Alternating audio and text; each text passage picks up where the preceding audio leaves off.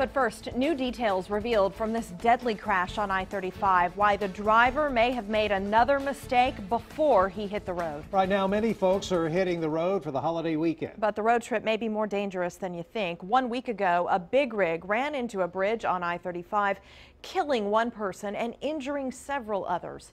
Today, we learned from DPS the truck driver did not keep proper records. KXAN's Chris Sadeghi has more on why his driving log may have held important information.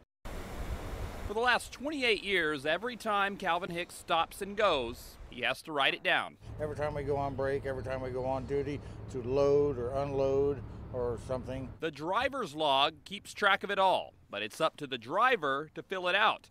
And law enforcement can pull them over at any time to check. They can spring it on you at any time, and you better be ready. If his logbook's not in good shape, they can essentially ground the driver right there. Thursday morning, DPS said the driver involved in last week's deadly bridge crash did not have an updated log. John Esparza with the Texas Trucking Association said with no log, it can lead to penalties. And in this case, DPS has already suggested that they're going to be doing a compliance review on the company. Every semi-driver has to keep a log and is trusted with putting the honest information in it. But new computer logs are making it more difficult to hide or lie. The paper books are going to go away and it's going to go electronic. No date has been set, but electronic logs will soon be a federal requirement. The idea there being is that there are less errors that can occur if it's logged electronically. Calvin's company has already put a computer in his cabin. After 2 miles or whatever, it's going to bing, put me on the drive line. Keeping track of the miles and hours without the pencil and paper. From Comal County, Chris Sadeghi, KXAN News.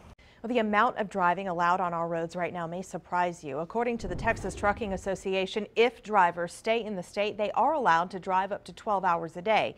They can also stay on duty for 15 hours a day. That includes things like filling up with gas and tracking their route. Federal rules for trips over state lines are a bit more strict. Truck drivers can drive up to 11 hours a day and stay on duty 14 hours a day. And we checked again today to see if the DPS would release the crash report from last week. Troopers just told us it could take another 4 weeks because of the number of vehicles and companies involved in the collision. They'll also be asking who at TxDOT measured the height of the bridge and who put up signs on the highway that day. State officials have up to 2 years to file charges against the driver or the company he works for. The Texas DMV says the company whose driver struck the bridge in Salado has never been under investigation in the past.